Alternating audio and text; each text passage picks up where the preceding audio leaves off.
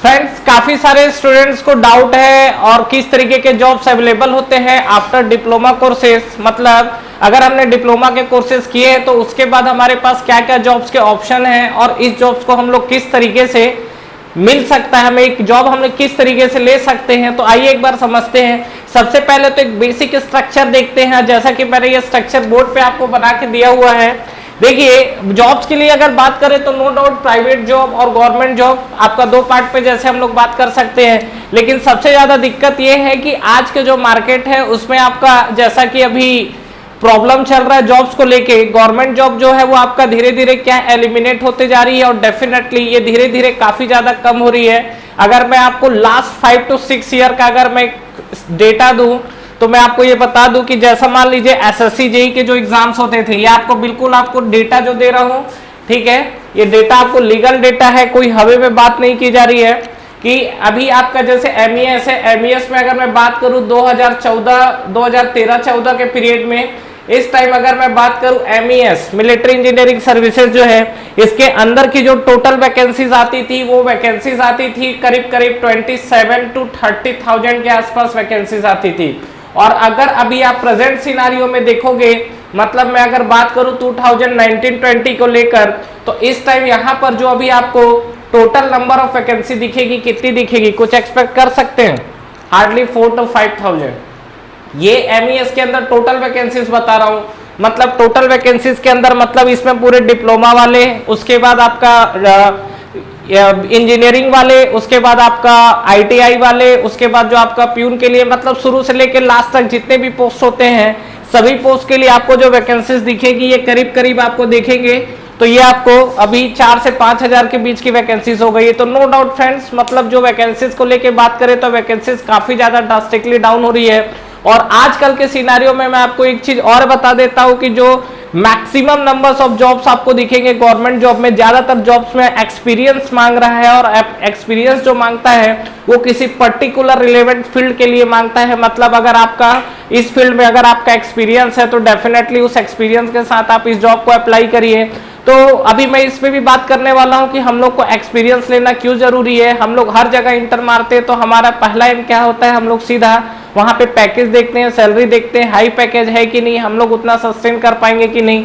तो इस चीज को देखने से पहले अगर हम लोग कुछ आगे का सोचे तो वहां पर किस तरीके से सिनारियो हो सकता है। देखिए, सबसे पहले पोस्ट को लेके बात कर रहा हूं मैं। अगर मैं प्राइवेट्स को लेके बात करूं तो हमारे पास दो ऑप्शन होते हैं, या तो आपका कैंपस है या आपका मतलब कॉलेज के अंदर ही अगर आपका कैंपस प्लेसमेंट हो गया, और एक आपका बात करूं तो ऑफ कैंपस को लेके। हालांकि अगर आज के डेट पे बात किया जाए तो कॉलेज को लेके भी हालत बहुत खराब है जिस हिसाब से अभी सिनारियो चल रहा है, और डेफिनेटली अभी जो कोरोना केसेस चल रहे हैं उसमें तो काफी ज्यादा प्रॉब्लम है चीजें, क्योंकि देश की इकोनॉमी भी हिली हुई है। तो ये जो आपका कैंपस और आपके ऑफ कैंपस को लेके बात कर रहे हैं, तो ये अगर आपको कैंपस का प्लेसमेंट मिलेगा तो ये आपको मिलेगा कहां पर, कॉलेज के अंदर। अब बात यह है कि अगर कॉलेज के अंदर मुझे प्लेसमेंट मिल रहा है तो क्या मुझे उस कैंपस को ज्वाइन करना चाहिए, नहीं करना चाहिए, बात करेंगे उसके बारे में भी। तो ये पहला चीज देखिए कि अगर ये कैंपस है तो देखिए बहुत सारे कॉलेज के लेके बॉन्ड को लेके होता है कि हमें उस बॉन्ड को साइन करना चाहिए, नहीं करना चाहिए।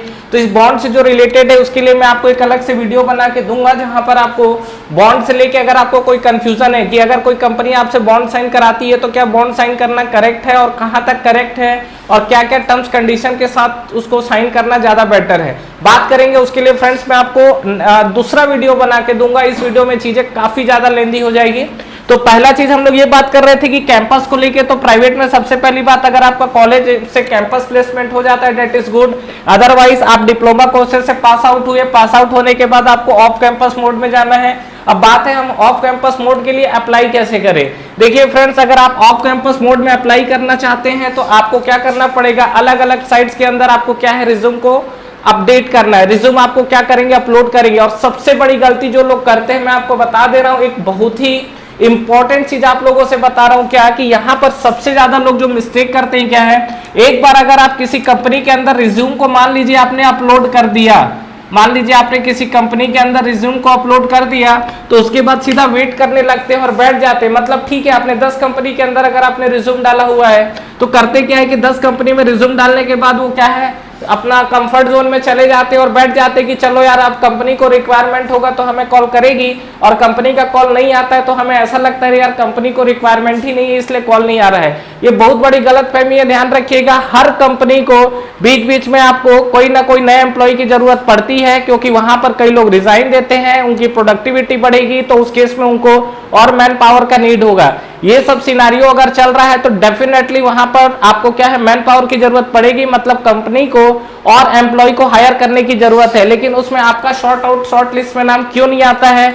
सबसे मेन रीजन आपको बता रहा हूं क्या, एक बार अगर आप लोग किसी रिज्यूम को अपलोड कर देते हो तो अपलोड करने के बाद बैठ जाते हो, ये बिल्कुल गलत है। ध्यान रखिएगा, आप किसी भी कंपनी के लिए अगर कहीं भी रिक्वायरमेंट है तो वहां पर जब भी आप रिज्यूम को अपलोड करते हो, अपलोड करने के बाद उसको बीच बीच में अपडेट करना है। अब बात यह है कि हम कितने टाइम तक लेके उसको अपडेट करें। अगर आपको ऐसा लगता है कि इस कंपनी के अंदर आपका रिक्वायरमेंट, मतलब इस कंपनी के अंदर इस पोस्ट के लिए आपका रिक्वायरमेंट है, जिस पोस्ट के लिए आप एलिजिबल हो, तो आप उस जो आपने रिज्यूम को अपलोड किया हुआ है एटलीस्ट उसको 4 से 5 दिन के अंदर फ्रेंड्स अपलोड मारिए। जितना बार उसको अपडेट मारोगे ना, अपलोड तो आपने एक बार कर दिया है, उसके बाद फिर से आपको क्या करना है, रिज्यूम को फिर से आपको क्या करना है, अपलोड करना है। ऐसा क्यों करना है? क्योंकि जब ये चीजें आप प्रोसेस बार बार करते हो तो ये चीजें हाईलाइट होती है। ये ध्यान रखिएगा, बिल्कुल आपको मैं केस स्टडी के अंदर बता रहा हूं। कई लोग क्या है, एक बार आपका रिज्यूम अपलोड कर देते हैं तो रिज्यूम अपलोड करने के बाद चुप बैठ जाते हैं। नहीं, आपको एक बार अगर आपने रिज्यूम डाला हुआ है, इवन किसी कंपनी के अंदर रिक्वायरमेंट नहीं भी है, और अगर आप वहां पर रिक्रूटमेंट पे जाके अगर आप अपना रिज्यूम को अपलोड करते हो, तो जहां पर आपका रिक्वायरमेंट नहीं है वहां पर 15-20 डेज और विद इन 1 मंथ आपको रिज्यूम को अगेन क्या करना है, अपलोड करना है। उसमें कुछ अपडेट करिए, और कुछ अपडेट करने लायक नहीं है तो कोई दिक्कत नहीं है, उस रिज्यूम को अगेन आप अपलोड मारिए। जब आप चीजों को बार बार अपलोड मारते हो तो वो चीजें क्या है, हाईलाइट होती है किसी भी कंपनी के अंदर, तो वहां से आपका कॉल आने के चांसेस पहले के कंपेयर में काफी ज्यादा बढ़ जाता है। मतलब अगर आपको शुरू में अगर सिनारियो की बात करूं तो अगर आपका शुरू में कॉल नहीं है तो लास्ट में डेफिनेटली आपको कॉल मिलेगा। तो इस चीज को ध्यान रखिएगा कि अगर आप किसी भी कंपनीज के लिए अगर आप चीजों को अप्लाई कर रहे हैं तो वहां पर आपको रिज्यूम को अपडेट करना बहुत ही ज्यादा जरूरी हो जाता है। तो ऑफ कैंपस के अंदर अगर ये ऑनलाइन इन द सेंस अगर कॉलेज कंडीशन, मतलब कॉलेज अगर फाइनल ईयर में प्लेस हो जा रहे हो तब तो आपको सीधा एक बार में है। लेकिन अगर आप मान लीजिए ऑफ मोड कैंपस की तरफ मूव कर रहे हो तो वहां पे आपको रिज्यूम को लेके ये चीज ध्यान रखिएगा, ठीक है। आपको अपना रिज्यूम में वो पर्टिकुलर क्या है, बार बार चीजों को क्या करना है, अपलोड करना है, ठीक है। नेक्स्ट बात करते हैं, ये हमारा प्राइवेट सेक्टर को लेके बात था। नेक्स्ट हम लोग बात करते हैं गवर्नमेंट सेक्टर की तरफ। गवर्नमेंट में देखो फ्रेंड्स, हमारा टेक्निकल और नॉन टेक्निकल दो तरीके से चीजें दिखती है। तो हमारा ये एम होना चाहिए कि ठीक है, टेक्निकल नॉन टेक डिपेंड करता है आपके इंटरेस्ट के ऊपर, और दोनों में अगर मैं लेके बात करूं टेक्निकल और नॉन टेक में, तो देखिए एक तो गवर्नमेंट एग्जाम अपने आप में ही आज के सिनारियो में काफी ज्यादा टफ सिनारियो बना हुआ है। लेकिन इसके बाद भी अगर मैं दोनों में कंपैरिजन करूं तो आपकी जानकारी के लिए मैं बता दूं, नॉन टेक के जो आपके जॉब्स है टेक्निकल के कंपेयर में थोड़े कम भी, मतलब अगर आपका एफर्ट रहेगा तो इसके इक्विवेलेंट कर देगा। ये कहने का मतलब ये है, नॉन टेक के सिनारियो में अगर आप जाओगे तो थोड़ी मेहनत कम लग सकती है टेक्निकल के कंपेयर में, थोड़ी, कोई बहुत ज्यादा डिफरेंस नहीं है, लेकिन फिर भी टेक्निकल में काफी ज्यादा एफर्ट लगाना पड़ता है। लेकिन आपका इंटरेस्ट किस साइड बन रहा है, अगर आप टेक्निकल फील्ड में जा रहे हो, नॉन टेक्निकल फील्ड में जा रहे हैं, या डेफिनेटली सीधा सीधा एक फाइनल इंटरेस्ट यही रहता है कि सर हमको बस गवर्नमेंट जॉब चाहिए, डिपेंड नहीं करता टेक्निकल हो कि नॉन टेक्निकल हो। काफी सारे लोग हैं, ठीक है, सबकी अपनी अपनी चॉइस होती है। तो यहाँ पर देखिए, अगर मैं टेक्निकल को लेके बात करूं गवर्नमेंट जॉब के अंदर, तो दो चीजें हो सकती है। एक तो या तो आपका आपके पास वर्किंग एक्सपीरियंस है, या आपके पास वर्किंग एक्सपीरियंस नहीं है, ठीक है। ज्यादातर एग्जाम में डिप्लोमा में ज्यादातर एग्जाम में आपको क्या है, आजकल वर्किंग एक्सपीरियंस मांग रहे हैं। तो ये चीज को ध्यान रखिएगा कि वर्किंग एक्सपीरियंस, जैसे एसएससी जेई में आप बहुत सारी चीजों में देखोगे कि 2 ईयर का आपको एक्सपीरियंस मांगता है अगर आप डिप्लोमा होल्डर है तो ये ध्यान रखिएगा कि डिप्लोमा होल्डर है तो 2 इयर्स का, वो भी मेंटेनेंस या किसी पर्टिकुलर रिलेवेंट फील्ड में मांगता है, जिस फील्ड में वो क्या है भेजना चाह रहा है, या एज अ प्रोजेक्ट मैनेजर के फील्ड में भेजना चाह रहा है तो कंस्ट्रक्शन के फील्ड में आपके 2 साल का क्या होना, एक्सपीरियंस होना चाहिए। डिपेंड करता है कंडीशन टू कंडीशन, लेकिन ये चीज को ध्यान रखिएगा। उसके अलावा देखिए, central government job, state government job और पीएसयूज में अगर हम लोग बात करें तो जैसा सेल है, एनटीपीसी है, आईओसीएल है, ठीक है। तो ये सब जो सिनारियो चल रहा है, इस चीज को आप ध्यान रखिएगा कि हम लोग क्या है, बेसिकली हम लोग जॉब को ज्वाइन नहीं करते हैं। जॉब को ज्वाइन क्यों नहीं करते हैं कि अगर कोई कंपनी हमको 5,000 6,000 रुपए सैलरी दे रही है तो हम क्यों ज्वाइन करेंगे, हम नहीं करेंगे।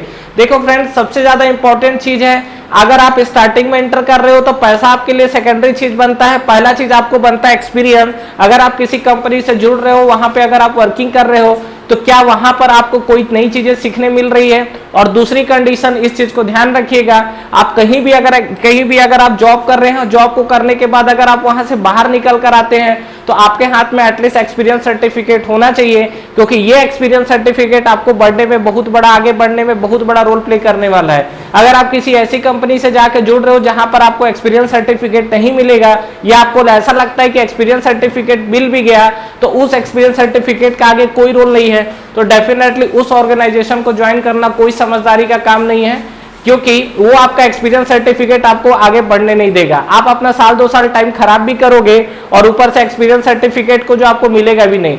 तो फ्रेंड्स, अगर मैं आपको एक पर्सनली सजेस्ट करूं, अगर आपको किसी ऑर्गेनाइजेशन में जुड़ने के बाद, अभी का जो सिनारियो है उसके हिसाब से बात कर रहा हूं, कि अगर आप किसी ऑर्गेनाइजेशन से अगर जुड़ रहे हैं और मान लीजिए वहां पर आपको 10,000 रुपए सैलरी मिल रही है और वो आपको एक्सपीरियंस सर्टिफिकेट नहीं दे रहा है, लेकिन अगर आप किसी ऐसे दूसरी ऑर्गेनाइजेशन ऐसी है जहां पर आपको सैलरी हालांकि 6,000 से 8,000 रुपए मिले, लेकिन वहां पर आपको लगता है कि मुझे एक्सपीरियंस सर्टिफिकेट मिलेगा और ये मेरे रिलेवेंट फील्ड का है जहां से मैं कुछ चीजें सीख सकता हूं, तो डेफिनेटली आप उस ऑर्गेनाइजेशन को ज्वाइन करिए जहां पर आपको एक्सपीरियंस सर्टिफिकेट मिलेगा और जहां पर चीजें सीख सकते हैं आप। क्योंकि जब आप 2 ऑर्गेनाइजेशन में 2 साल के बाद अपने आप को कंपैरिजन करोगे, तो जहां पर आप सीख रहे हो चीजों को और जहां पे आपको एक्सपीरियंस सर्टिफिकेट मिलेगा, ये चीज आपको काफी ज्यादा बूस्ट करेगी कंपेयर टू आपका जो नॉर्मल एक ऑर्गेनाइजेशन है जो आपको एक्सपीरियंस सर्टिफिकेट नहीं देगा उसके कंपैरिजन में। ठीक है, तो इस चीज को ध्यान रखिएगा। तो विदाउट वर्किंग एक्सपीरियंस और विद वर्किंग एक्सपीरियंस, तो सबसे बड़ा एक डाउट ये भी आता है कि सर अभी हमको तैयारी करना चाहिए कि हमको जॉब ज्वाइन कर लेना चाहिए। देखिए फ्रेंड, सीधी सी बात है, डिप्लोमा के बाद बहुत सारे मैक्सिमम लोगों की कंडीशन ये होती क्योंकि फाइनेंशियल कंडीशन सही नहीं रहती। और बेटा देखो, अगर आपके पास फाइनेंशियल कंडीशन सही नहीं है तो अगर आप क्या पढ़ने भी जाओगे तो पढ़ने का चीज ऐसा नहीं है कि 4 दिन पढ़ाई करोगे तो 5वें दिन आपको एग्जाम देना है। पढ़ने का मतलब कम से कम आज के डेट में मैं मानता हूं कि 8 महीने से कम से कम 12 महीना, एटलीस्ट 1 साल आपको टाइम चाहिए।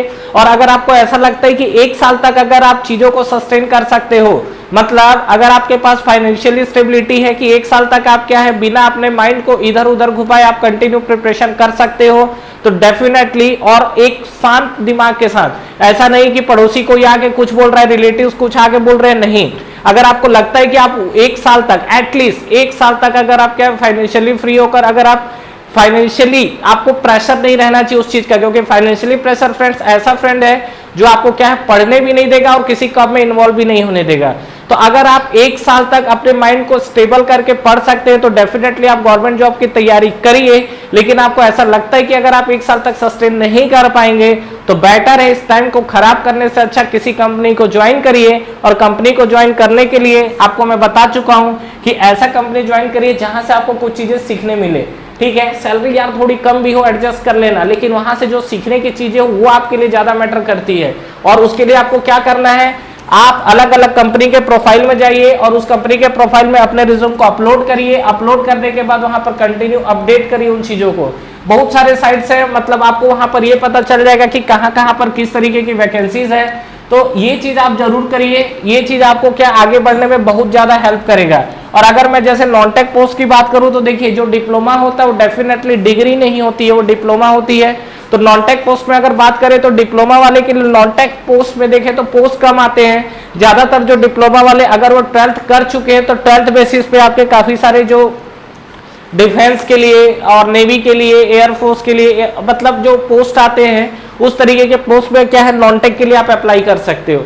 तो इस चीज को ध्यान रखिएगा कि मैं अभी आपसे जो सिनारियो है, मेन मतलब मेरा बताने का इस वीडियो में कंक्लूजन यही है कि अगर आप डिप्लोमा किए हुए हैं तो आपको जॉब करना है नहीं करना है, सबसे पहले आप आराम से 1 दिन 2 दिन का टाइम लो, घर में शांति से बैठो, उसके बाद देखो कि क्या मैं 1 साल फाइनेंशियली सस्टेन कर सकता हूँ। इस चीज में अगर आपको डाउट लग रहा है तो अपने फैमिली से बैठिए, शेयर करिए कि आपको एटलीस्ट वो with in one year in the sense 1 साल अगर आपको टाइम दे सकते हैं तो अगर 1 साल अगर आप टाइम ले रहे हो तो बेटा फिर दबा के एकदम पढ़ाई करो, फिर माइंड को इधर उधर नहीं घुमाना है कि अगर नेक्स्ट एग्जाम आ रहा है तो नेक्स्ट एग्जाम मुझे कैसे क्रैक करना है।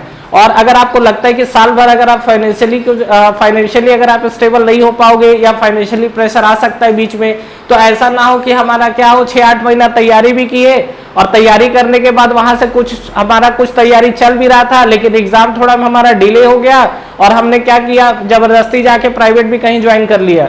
तो वो आपका जो 6 से 8 पीरियड का जो ड्यूरेशन है ना, 6 से 8 महीने का जो ड्यूरेशन है, वो तो आपका ऑलरेडी क्या है, खत्म हो गया। तो इस चीज को ध्यान रखिएगा। अच्छा, दूसरा चीज ये कंडीशन, कई लोग रहते हैं कि जॉब के साथ हम लोग पढ़ाई कर सकते हैं कि नहीं, ये आपके स्ट्रेटजी और स्टेमिना के ऊपर डिपेंड करता है। देखिए, अगर आपको किसी एग्जाम्स को निकालने के लिए लगन है तो डेफिनेटली आप क्या है, जॉब के साथ पढ़ाई भी कर सकते हैं, लेकिन उसके लिए एक प्रॉपर टाइमिंग और शेड्यूल डिवाइड होना चाहिए। इसके ऊपर भी मैं आपको एक वीडियो बना के दूंगा कि किस तरीके से आप अपने जॉब को और अपने स्टडी को पैरेलली मेंटेन करके चल सकते हो, और यहां से भी आप क्या है, काफी सारी चीजें क्या है, निकाल सकते हो चीजों को। ठीक है, तो ठीक है फ्रेंड्स, आई होप आप लोगों को ये वीडियो क्लियर हुआ होगा और डिप्लोमा के बाद जो जॉब्स के ऑप्शन है वो आपके लिए स्ट्राइक किए होंगे। और जैसा कि मैं आपको बता दूं कि जॉब्स के लिए अगर मैं फील्ड की बात करूं तो किस किस फील्ड की तरफ मूव करना ज्यादा बेटर है हमारे लिए, तो अगर आपका टेक्निकल हो या आपका इन द सेंस प्राइवेट हो या आपका गवर्नमेंट हो, अगर हम लोग जॉब्स को लेके बात करें तो सबसे ज्यादा अगर जॉब्स के लेके बात करें तो डिपेंड करता है आपका ब्रांच कौन सा है। अगर आप इलेक्ट्रिकल मैकेनिकल है तो डेफिनेटली पावर प्लांट हो गया, मैकेनिकल से तो ऑटोमोबाइल हो गया, काफी सारे जॉब्स के सेक्टर हैं, वो भी आपको अगले वीडियोस में मिल जाएंगे ये सब चीजें। तो इस चीज को ध्यान रखिए और कंफ्यूज मत होइए और अपना कीमती समय बर्बाद ना करें। ठीक है, अपने चीजों पे फोकस करें और सबसे पहले तो ये डिसाइड करें कि आपको जॉब की तरफ मूव करना है या तैयारी की तरफ मूव करना है। और जैसा भी होगा कमेंट बॉक्स में बताइए आपने क्या डिसाइड किया है, और इस तरीके की और कोई वीडियोस जिस पे आप वीडियोस देखना चाहते हैं तो कमेंट करिए। ठीक है, बाकी आप लोग तैयारी करते रहिए और अपने टारगेट की तरफ मूव करिए। Wish you all the best.